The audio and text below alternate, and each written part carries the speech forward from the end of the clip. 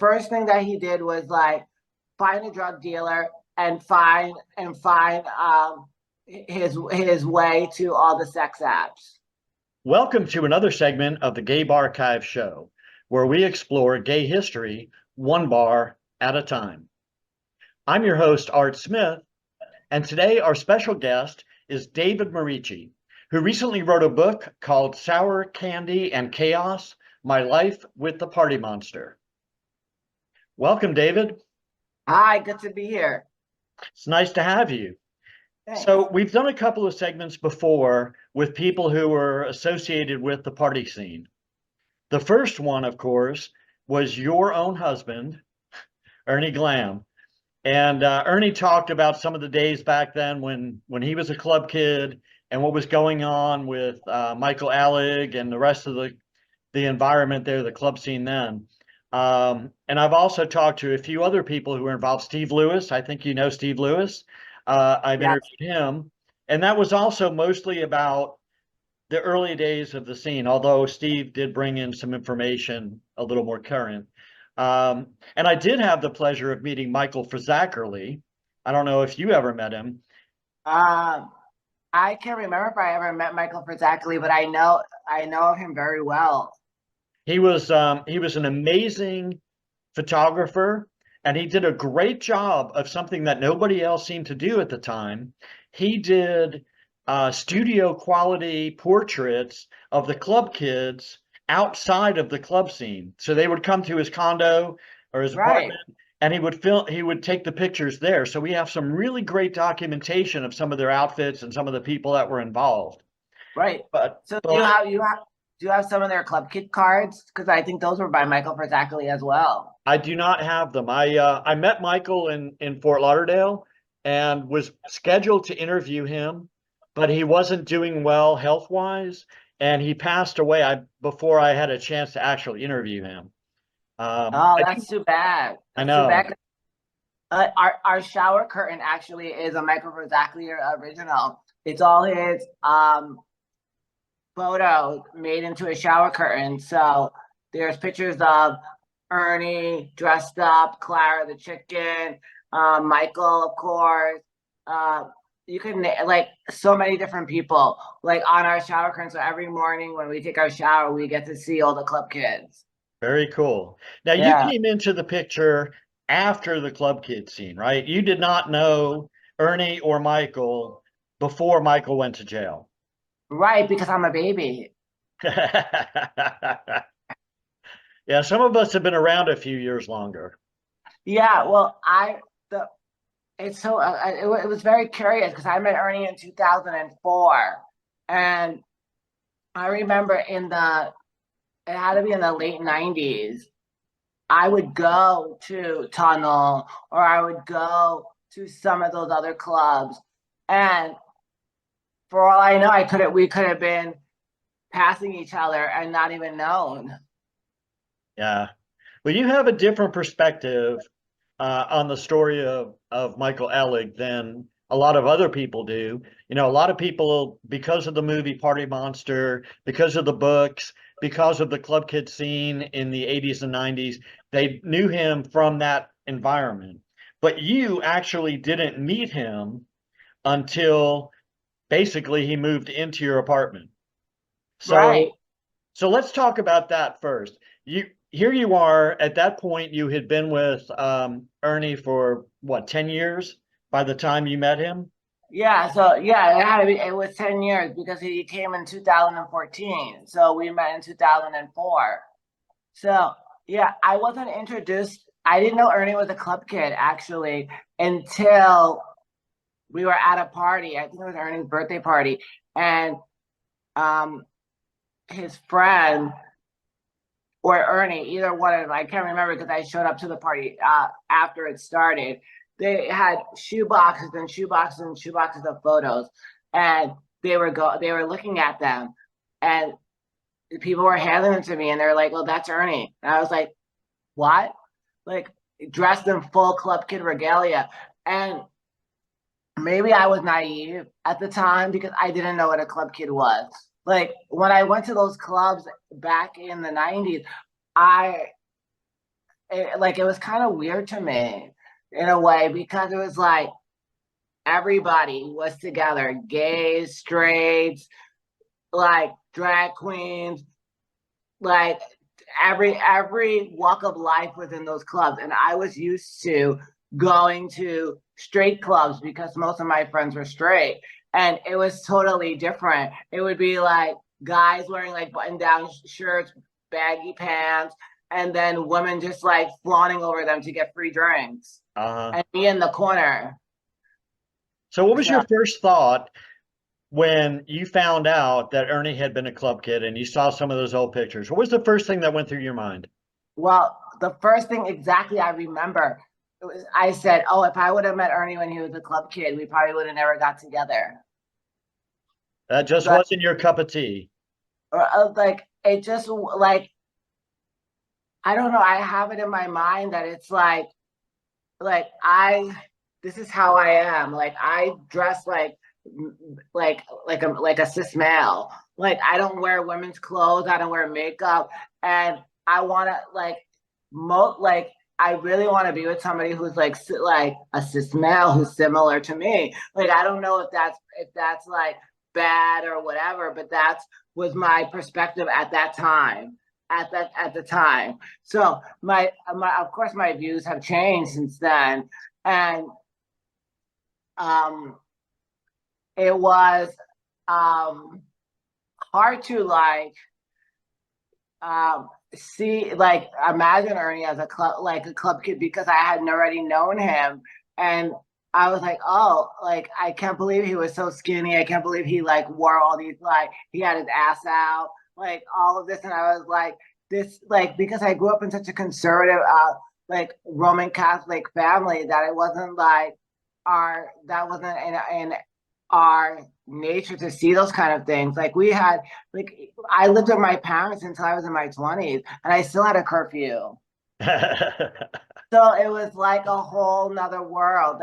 Like being um I guess thrown into the club kid like scene. It was like um two things. Like one, I was shocked, which like now nothing shocks me. But and then I was intrigued. I was very intrigued, because then I like tried to remember like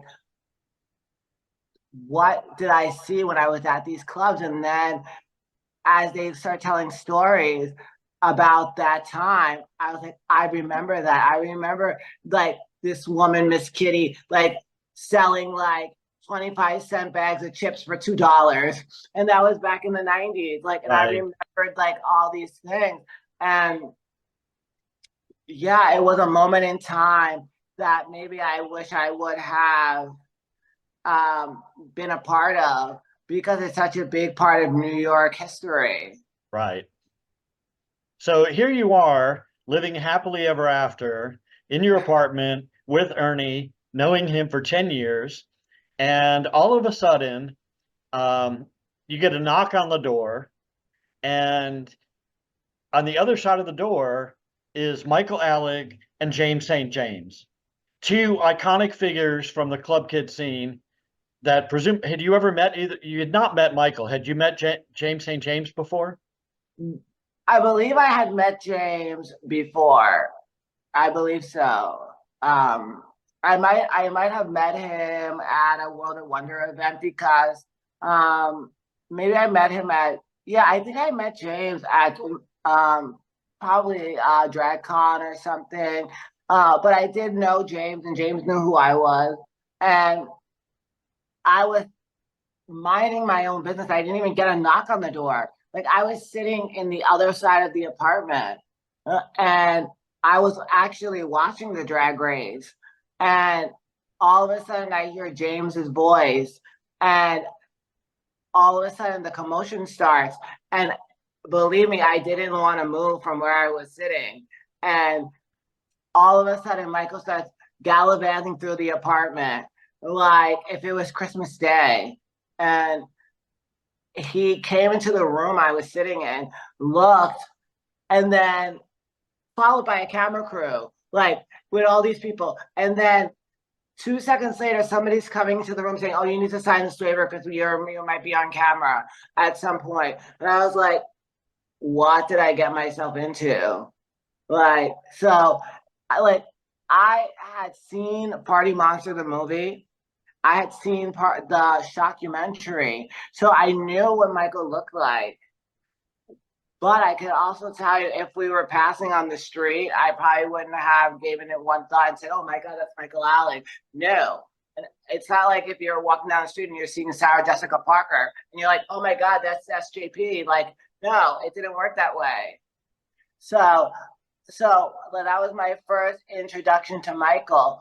And the first introduction to Michael was chaotic. Do you remember the first words he said to you when he came in the apartment?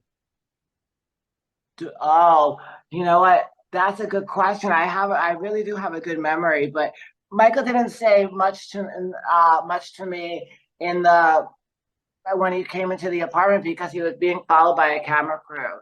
So I don't think Michael said anything to me until after the cameras left, and then I gave him a welcome bag.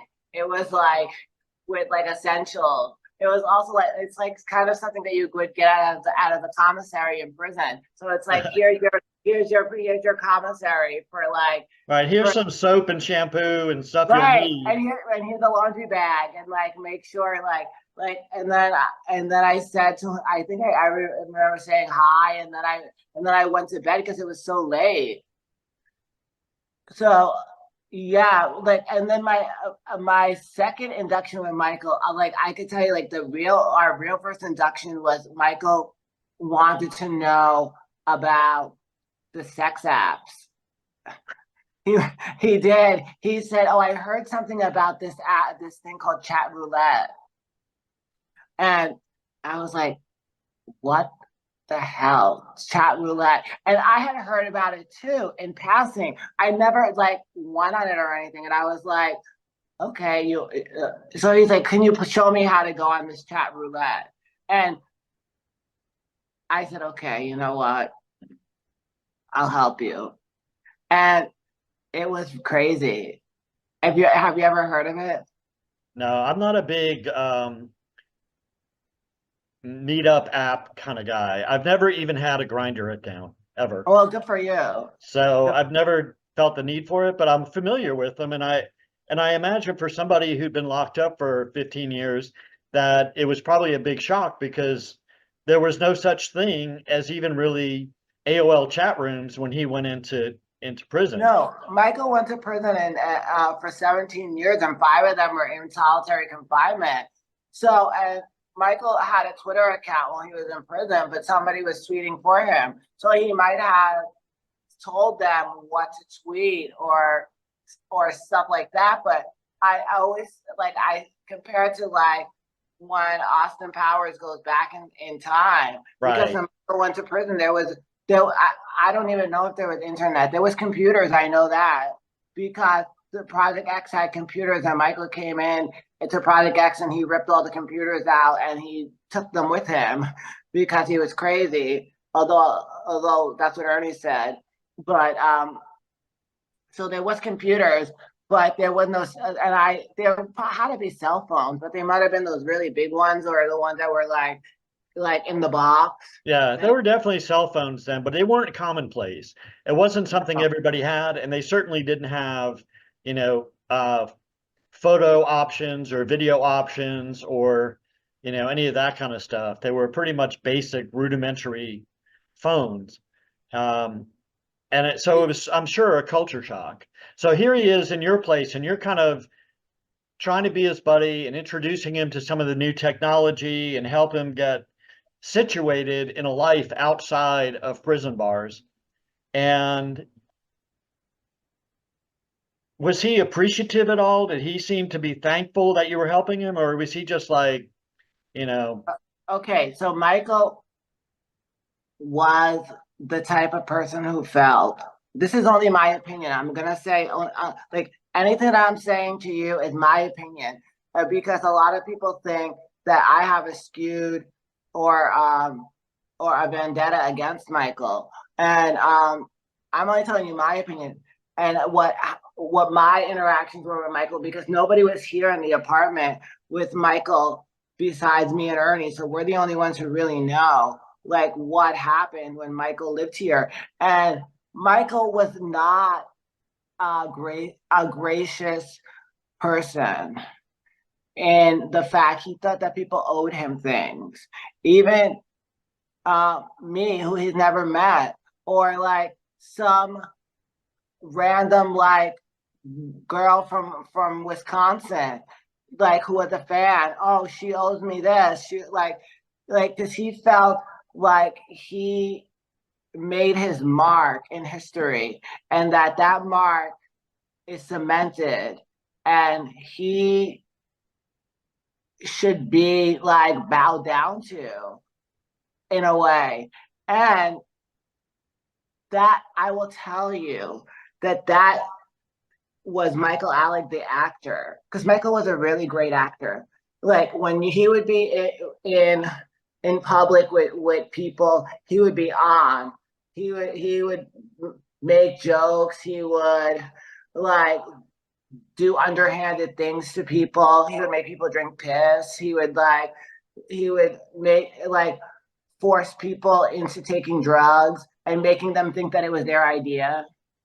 Um, he would just be crazy for shock value. It was nothing more than shock value. And this And is all after he got out of prison. right, this These is are all all after, things that right, you witnessed after he went through 17 years of right, right. The first thing that Michael did when he came out of prison, like he got us, like he was given a cell phone, he was given a computer, but the first thing that he did was like find a drug dealer and find his way to all the sex apps. Like So basically, he learned nothing in prison about being a better person or, treating people better than he had in the past. It was still all about Michael Alig. right, I think Michael did learn something in prison. He learned sort of a structure because he was able to write a book. He was able to paint all these paintings, which you see behind me is one of Michael's paintings, which is the zombie girl with Klonopin, which he did paint a lot of provocative paintings that were shock value. And so he was structured when he was in prison because he had to be. Right. And when he came out of prison, he had no desire to continue painting. He had no desire to do anything. He was scheduled to go to parole. When he came out of prison, they gave him free health insurance. They gave him free a food stamp. They gave him free drug and alcohol treatment. They gave him like everything that he could like to acclimate back to society. And he didn't take it seriously. So his artwork, which, as you mentioned, there's a piece right behind your head. His artwork, he started working on that while he was in prison, and that was something that was kind of a new therapeutic thing, I guess, or just wasting time for him to do while he was in prison. But once he got out, he wasn't really interested in using that as a career or another ladder to fame. He wanted to just be remembered for what he was in the early 90s and have everybody bow at his feet. Yes and no. He did want to have an art show when he came out of prison, but Michael doesn't do anything like in like small thing. He doesn't do small things. He wants everything to be a grandeur. So he wanted to have an art show. It had to be in New York City. It had to be a solo art show, and it had to be at a prestigious gallery. And many other like people in Miami were offering him galleries. People were offering him this, that, like, and he didn't take it. I believe he overvalued his paintings because he had a catalog of his paintings. Somebody came and helped him catalog the paintings, and he overpriced them, I think. And when he finally did get an art show, a solo art show, it was a disaster Because by that time, Michael was already a hot mess. He was already like passed out on my floor when I would come into the apartment. My stove would be on. He'd be like jerking off at the kitchen table. He'd be like doing like guys would be coming out of his room. Like there would be like a revolving door in his bedroom. Like uh, it was not my fantasy to be coming home to the unknown after working all day.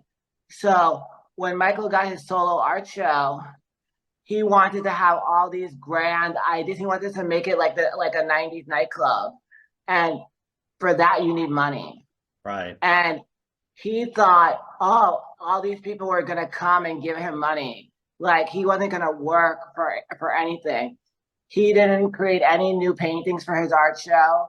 He didn't, except the art gallery did make, like, advise him to make a new painting, and they wanted it to be this. It was fabulous, and I think there's a picture of it in my book of Michael with at the gallery with Lee Bowery painting Lee Bowery with the neon lips, and that was a big catastrophe because Michael didn't paint that.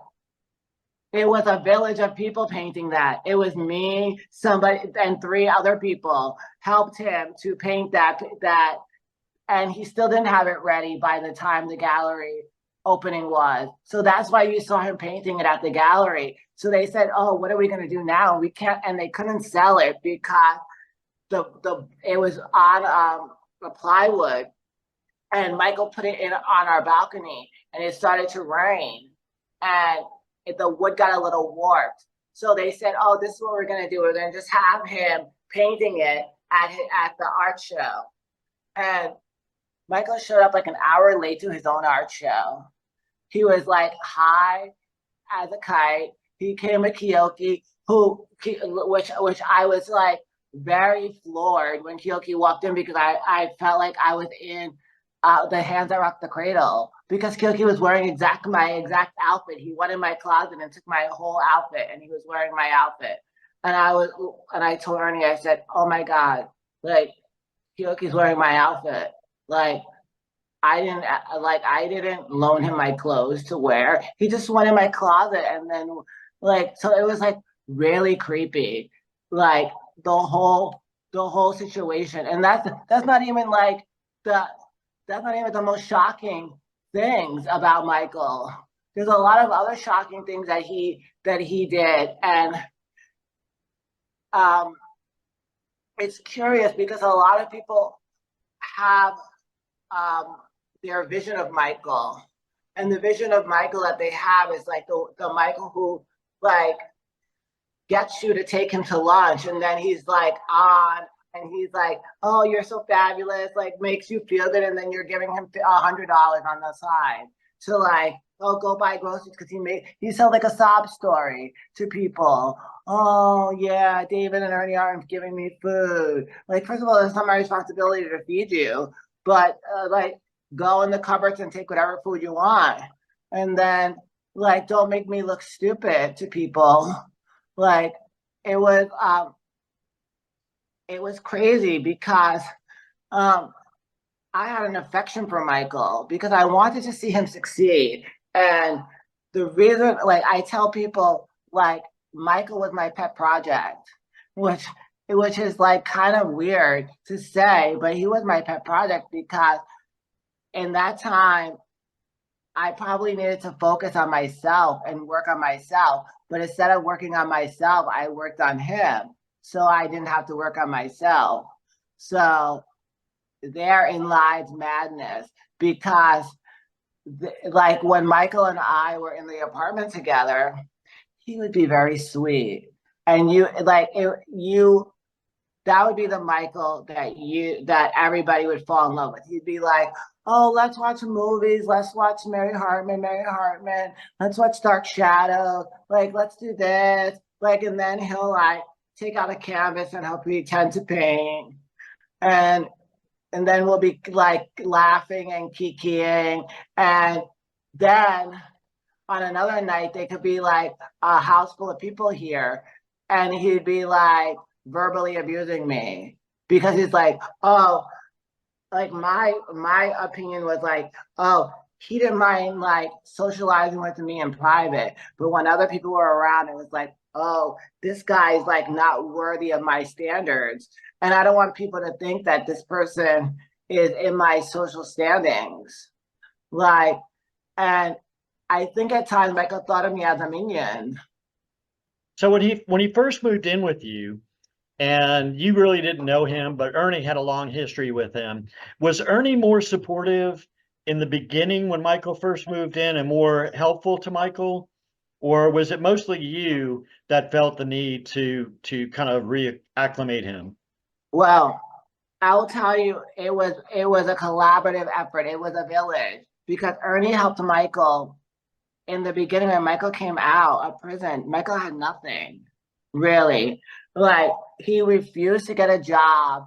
Like we worked like 10 feet from a McDonald's. We live and all these other like stores where Michael could have got a job, but he thought it was menial. So as you see the cover of my book, this was a painting of Michael's.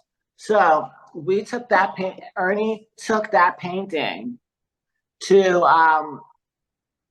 to a scanner because he worked near an office that had an industrial scanner. He took it to the scanner and then he made posters of that painting. And Michael signed and numbered them.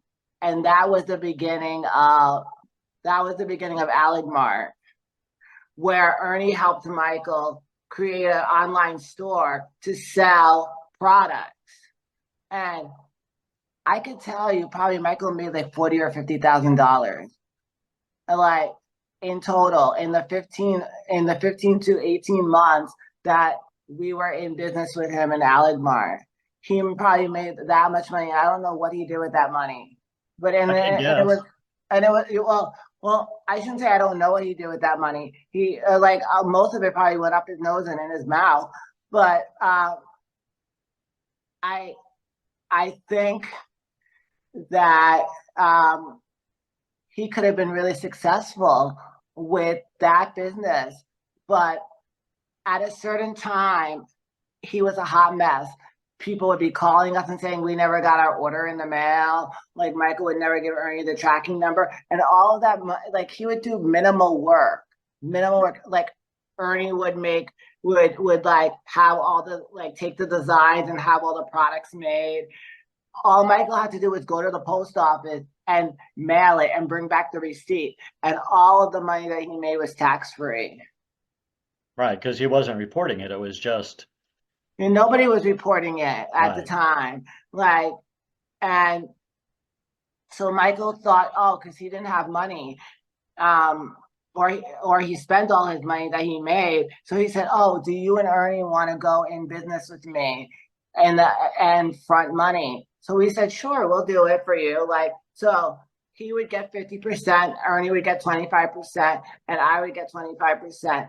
And after a certain time, Michael decided, I think he was like sneaky, was gonna like try to phase Ernie and I out. So he um opened his own website, and apparently his website wouldn't accept PayPal. It would only accept the bank routing number. So all the money would go into Michael's account, and then Ernie would be the accountant and say, okay, Michael, you owe us $50 or whatever. Michael's like, oh, I don't have the money to pay you.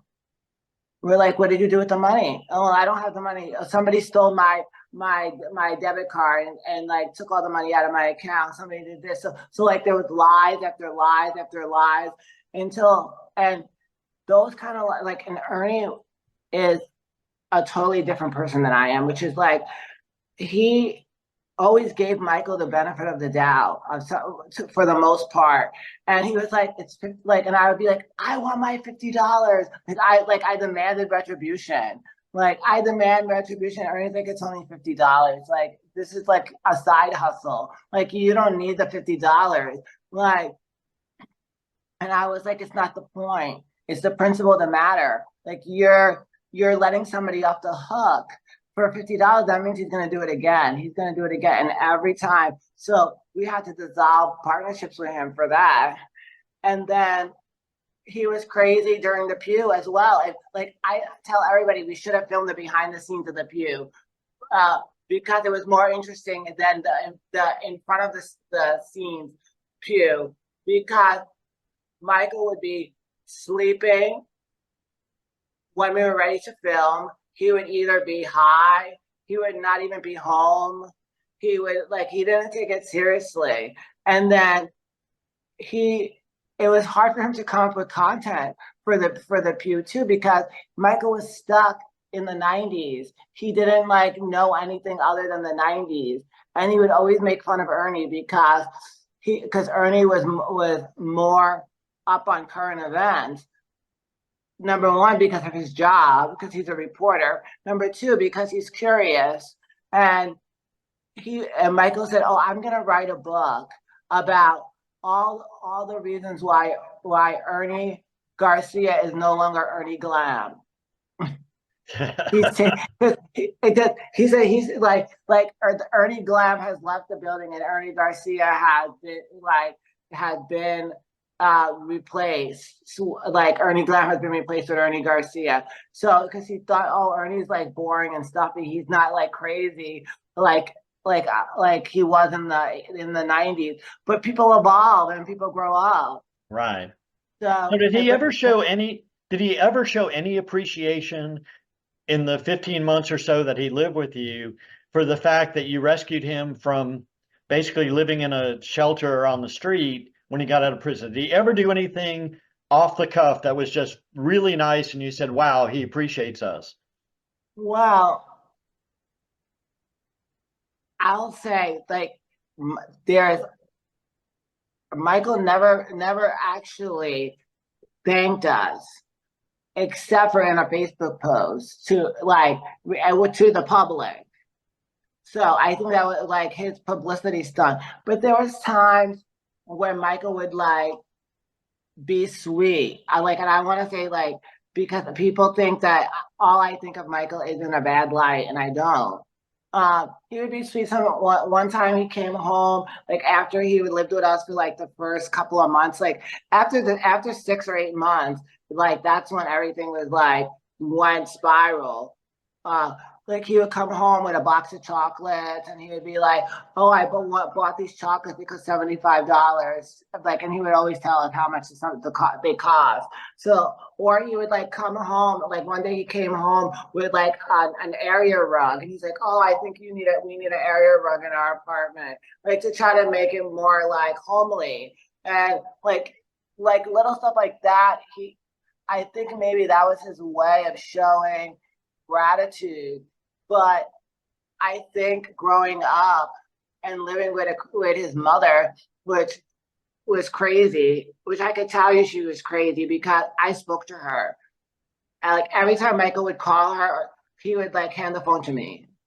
And I'd be like, "Oh God, I have to talk to her again." And she was crazy. And I will tell you and the story that Michael told us about her, she was really crazy. There's no other word to describe her. And when Michael went back to South Bend, he told his parole officer that he was going to visit his mom, which was partly true. But he went to retrieve the Club Kid archives that his friend Jenny paid for 17 years, which I don't understand why somebody would pay a storage unit for 17 years for somebody, but she did.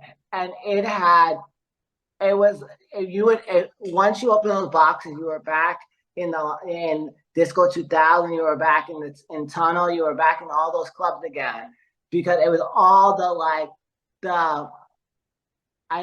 I wouldn't want to call them flyers, because sometimes Michael would get upset because he would say, "Oh, this is not a flyer, it's an invite. This is a flyer." I would have to get schooled on how things work. And some of them would be amazing.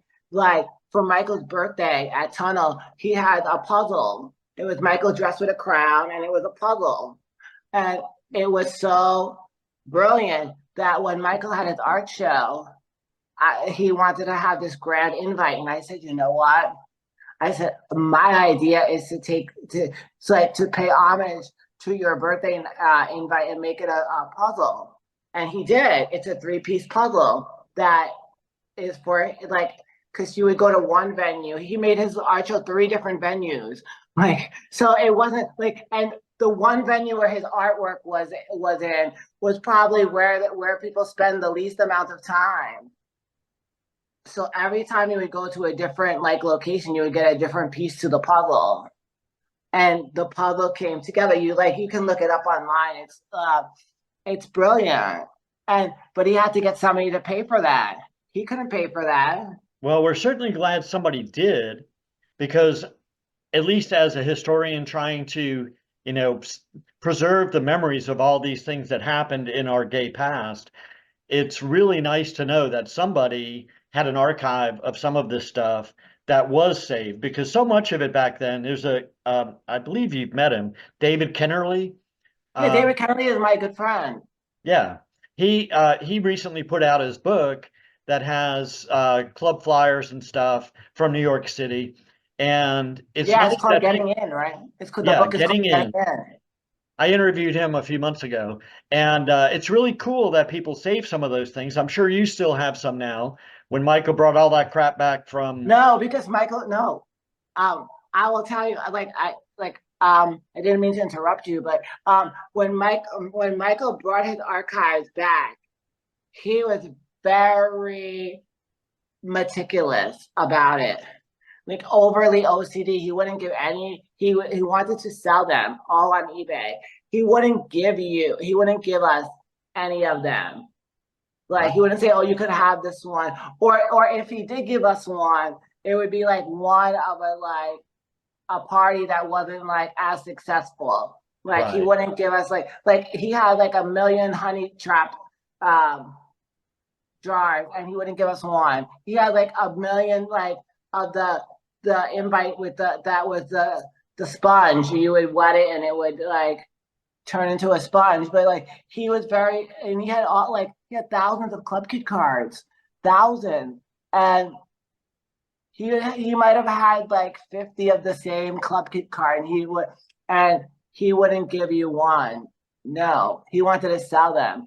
So, but Ernie did have, and I think Ernie still probably does have some ephemeral from that time, and he has sold some, but I think he still has a whole box, and Ernie still has outfits that he made for Michael, which in my book you see like some photographer from Berlin, I think, or Germany. She comes to dinner, and she's a vegetarian, and Michael feeds her steak, and then she wants to try on one of the club kid outfits, and Ernie is very particular. He does not let anybody try on like those are like his prized possessions.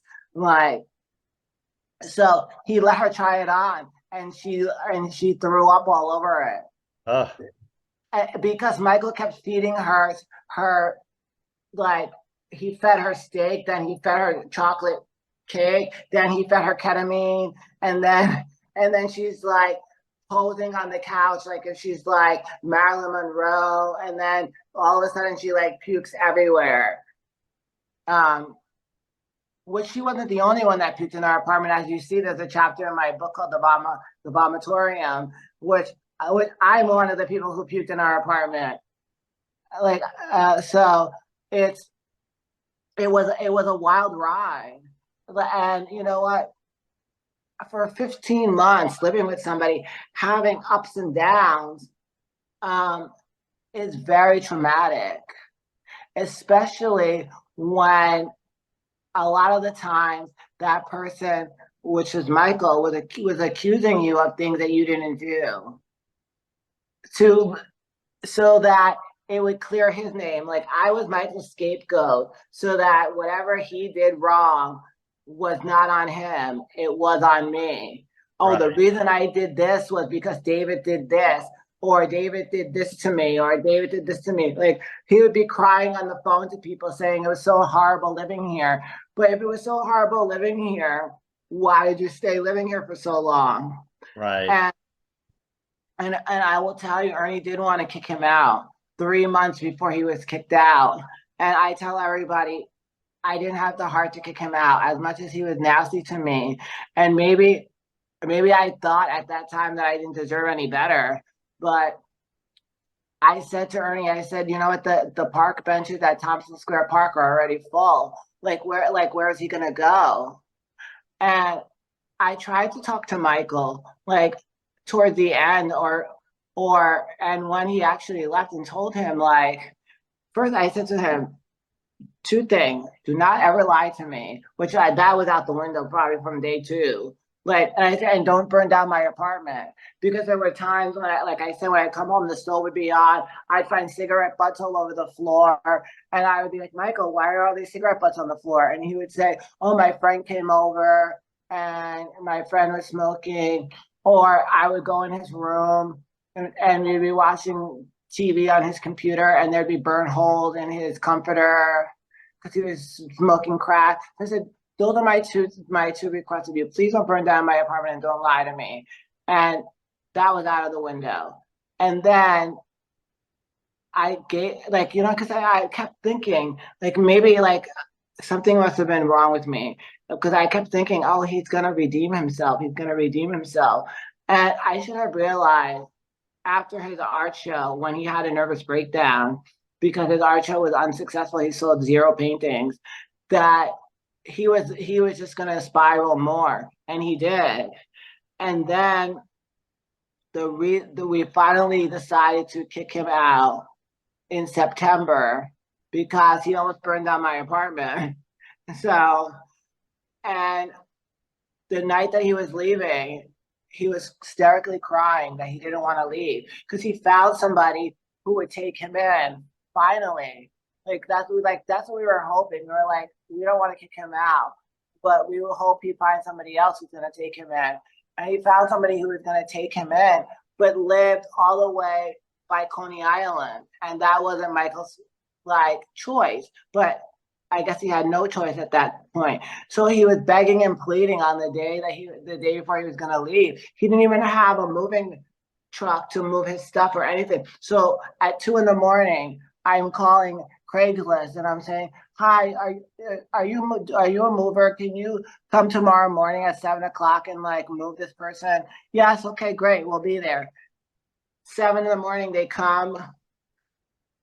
Ernie and I had already left to go to work, but this is what I heard happen. Which I believe is true. The moving truck was here. Michael was still packing his stuff. Because he thought I think he thought that we were gonna say, oh, don't leave, don't stay, because he had it so good here. And I kind of think that at one point that Michael thought that every time I would leave to go to work, he would go and tell Ernie, David did this, David did that, to try to get Ernie to be upset with me and say, oh, and so that him and Ernie could live together in the apartment. I don't know. I think that maybe Michael might have had a crush on Ernie, or maybe he just thought him and Ernie would be better off living together, without me. I don't know what his motives were, but Ernie never believed anything that he said. But also Ernie never defended me to him. He just said, well, I don't believe, he said to me, oh, I never believe anything that he says, so there's no point in me telling him that I don't believe him or whatever. I said, you could have told him, if he talks bad about me one more time, he's kicked out. But well, it doesn't sound like he learned a whole lot of lessons about how to interact with other people. And one thing you mentioned earlier, and somebody in one of my Facebook posts had asked about, one thing you mentioned earlier is even early on, he was disrespectful by sitting around naked, masturbating in your apartment, which is not something the average person expects to walk into. did that behavior ever change, or was that just No, no, it never changed. And like people in our building would also say, "Oh, we saw your roommate like in the laundry room, like walking around. He looked high. He looked like he was like meth carrying like he was carrying buckets of like dirt, wet laundry. Like he just was like a mess, and like nothing was gonna change that." Like, no matter how hard people try, and it wasn't only me who tried, there was other people who tried to like get get Michael to have a redemption story. But Michael didn't like if you read my chapter, there's a chapter where Steve Lewis is in it. Steve Lewis comes and tries to get Michael to admit remorse on the pew because there were so many people saying that Michael wasn't remorseful. And it was hard. Like those episodes are really hard to watch because I knew living with Michael that he was not remorseful at one bit. Because he'd be like saying, "Oh, I clipped Angel's wings," or like he would make fun of Angel. And yeah, in every story that I've heard about what happened that night, there's always other people to blame. Just like you were saying, he used you as a scapegoat after prison. Back the night that Angel was killed, everything seems to be an excuse. You know, I didn't pour Drano down his throat. I didn't kill him. I didn't want him to get hit in the head with a hammer. I didn't do this. I didn't do that. It wasn't me. right. Well, And that's yeah, that also is like in my if you watch like I think that's in my book too about where Michael tries to debunk the Disco Bloodbath book by James, and he said, "Oh, all of these things in this book are a lie. These are some of the lies," and like he's saying that, yeah, maybe James like skewed some of the events for his for dramedy or whatever, but I'm I'm almost positive, like that's what happened. Like that what you read or watch in the movie is accurate. And somebody had asked. Speaking of that, somebody had asked me, do you think that people are fascinated with the party monster because Macaulay Culkin played Michael Alig in the movie? And I said, well, that's a good question. That's like something I can't answer. But I think World of Wonder, when they made that movie, it as much as it was horrifying because like we knew the story at that point and we all knew it. Like, right. but I think they made it Hollywood so that people would love it. So people fell in love with Michael. Like by watching, they're like, "Oh my God, these parties that he threw were amazing." And of course they were amazing. Like everything creative that Michael did was amazing. Like I will tell you, like that you can't take that away from him. And if he would have came out of prison with the same mentality that I'm gonna like create this fabulous work, and he would have been very successful. His book would have been successful. His art would have been successful. He tried to make a clothing line that would have been successful. But if he just like tried, but I think in the 90s, all those he had a lot of minions. And I think a lot of those minions did half of the work for him, and he took all of the credit. Right. Because I remember, like, there were times that I would come up with ideas for Michael, and they were to me what I thought were good ideas, and eventually he thought they were good ideas because he would take them as his own ideas and Right. make it seem like he came up with those ideas. So that's what made me think, oh, if Michael's stealing ideas from other people, he probably did the same thing in the 90s. So maybe he wasn't as fabulous as like what people thought he was. But it was the execution of those things that made it fabulous. Yeah, he definitely made a mark on the club scene and even in the fashion world. I mean, we've heard stories about how different people, including Lady Gaga, have adopted their style from what the club kids did. And there's no denying that Michael Alig was a big part of that. And of course, Ernie, because he designed so many of the costumes that Michael wore. But that doesn't really translate to you should still love me when I get out of prison, even if I don't show any signs of remorse or redemption. It seems like there should have been a point where he said, okay, so I was, messed up on drugs. Things happened. We didn't mean to kill him, but we did. And I'm sorry. I wish I could undo it. But now I'm going to do something good for the community and for people. But instead, it seems like he said, oh, well, that wasn't me. I don't remember doing it. And I used to be fabulous. So just throw money at me. Right. But I also have to equate it to this because Michael wasn't the sole person who killed Angel. Right. So, but he was with Freeze, who I can't remember his real name because I don't like to call people by their club kid name. I like to call them by their real name. Right. But that Freeze, I'll call him Freeze again. He only served 11 years in prison and Michael served 17. And then when he came out of prison, he became a professor at NYU. Like he rehabilitated himself. Right. That's what I'm saying. Michael made no effort to do anything positive other than, line his own pockets or get drugs or sex for himself. That was his main goal when he came out. Because, I will say this, being somebody who has anxiety and other mental issues. Michael had a lot of mental issues too that he never got addressed. That's why I wrote that chapter in my book.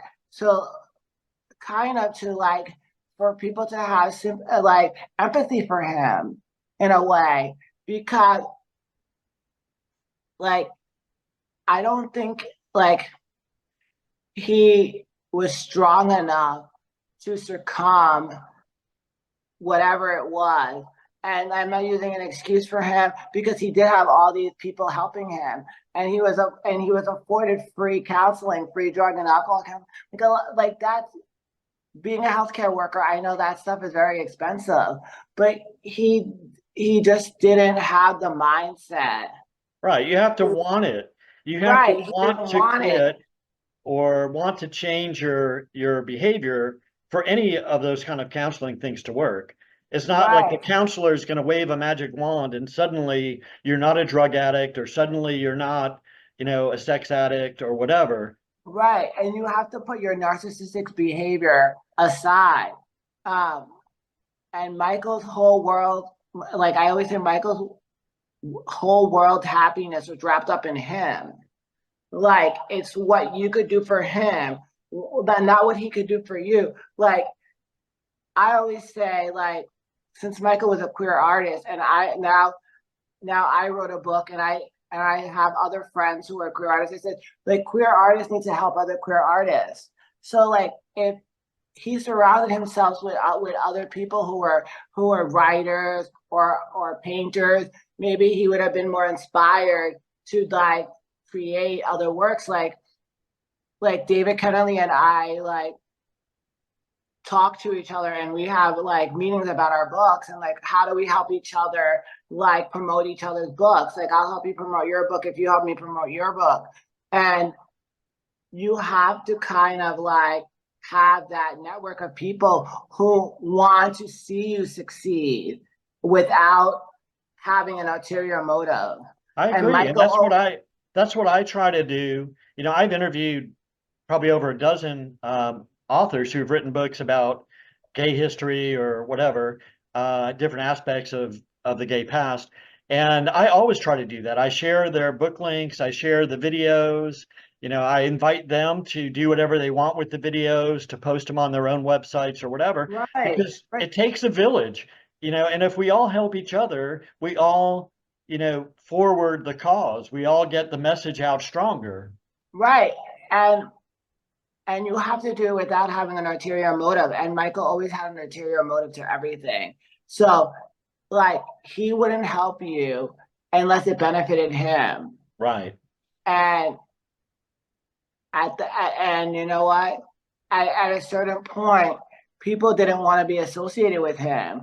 There was like a stigma to be associated with Michael because they felt like, oh, if I'm creating art, um, and it's associated with Michael Alig, then I might not be able to sell my art, or people might not want to buy it, or people might not be interested because it's Michael Right. Alig. It's kind of similar to being like you know, the best friend of Jeffrey Dahmer. Right. Nobody wants to have that title on the cover of their book necessarily, unless the book happens to be about Jeffrey Dahmer. That might help. Yeah, well, you know what? That's why I put this on the. I was showing my book again, but I put this photo of this painting on the front cover of my book because, like, even though my book is really it's about stories of living with Michael Alig, but like this way it shoves it in your face. Right. Like I could have put a picture of me like on Fire Island, like in front of like the Fire Island sign, but like this, it's like it shows like this is Michael Alig, like this is like him, like I think this is Michael like in his best like persona. This Right. is him, like this is when Michael was living his best life. Now, I have Like, to ask you, a couple of people I've talked to through my Facebook groups and so on, I've asked them what do they want to know about Michael that maybe they weren't familiar with. And neither one of these is directly related to your book, but it may be something that you can address anyway from his after prison life. The first one that seems to keep coming up is, was he really all that into underage boys? Was that a big thing for him, or did he finally decide he could be with adults? well, I kind of find that little level because they refer like people would refer to Michael as a chicken hawk, Right. and I when based on what Michael has told us, when he was a kid, I mean, well, not when he was a kid, like I guess he must have been a teenager or something, or maybe I don't know when. I can't recall the age that his dad found kitty porn,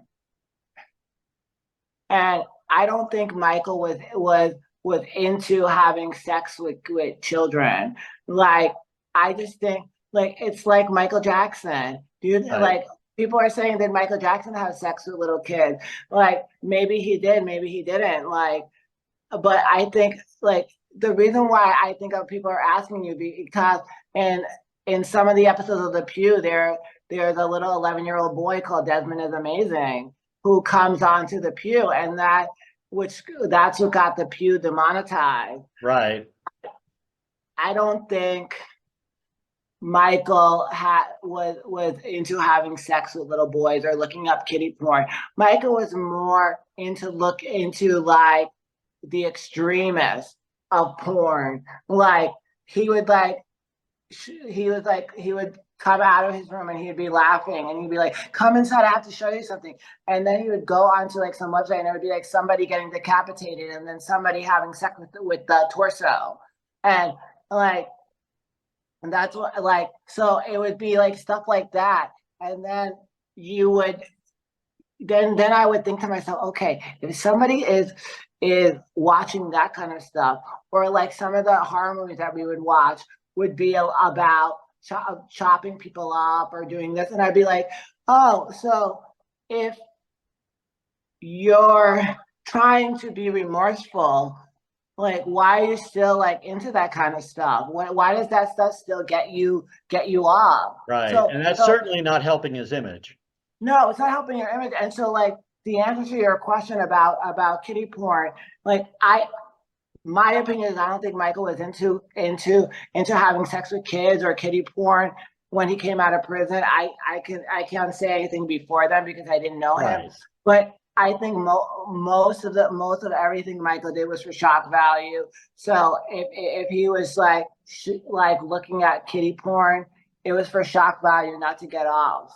Now, the other question that has come up, again, a little bit of prurient interest here, because I guess people always want to know the scandalous stuff they're not going to read in the newspaper. But historically, through his club kid days and even afterwards, as you've mentioned in your apartment, he was fond of exposing himself. He liked to show off his butt, his dick, or whatever in public, whether it's at the subway or at the nightclub or in your living room. Or in the McDonald's. In my or book, in my book, it shows him in the McDonald's. and supposedly he was very fond of it and very proud of it, as if it were the grandest thing in the world. Was it all that? When you saw it, were you like, oh my God? Or was it just, I can't believe like somebody's asking me that question, but like, it was you're asking me, was Michael's penis impressive? Were you impressed when you saw it? Did you say, oh, now I know why he's so proud of it? Or was it no, just another dick? like you know what, like no, I really wasn't impressed of it because for the most part Michael can never get hard, so like who cares if you have a big limp dick? Right. Like, and yeah, maybe like I think if Michael had like a 2-inch penis, he'd be showing it off because like it's shock value. Like it was it was an average size penis. Like and it wasn't that I was going around looking to see Right. it. Like although some people might say that I was. But that's a whole nother segment. But like yeah, it was like Michael was it was weird because Michael had all these like body issues, but he didn't have a problem showing his penis. He was worried about going bald. He was worried about having yellow teeth. He didn't want to be fat, but he also didn't want to go to the gym. He also wanted to eat sugary foods. He wished that he was the Michael of this photo. That's it. That's why this is what I want to remember him as. Well, don't we all want to be in the shape that we were in when we were 22 years old? I mean, no, I don't. I don't, because I think I'm in a better shape now than I was when I was 22 years old, because it takes like hard work and dedication to do that. Right. To like, and my opinion is if you're complaining about that you're not happy with something, then change it. Absolutely. Yeah. Well, David, I appreciate you taking the time to talk to us about your book and about your life with Michael Alig. And for anybody that's watching this, there'll be a link at the end, but make sure to check out Sour Candy and Chaos, which is David's newest book about life with the party monster after he left prison. So check it out, and check out David Maurici on social media. Yeah. Thank you. I appreciate it.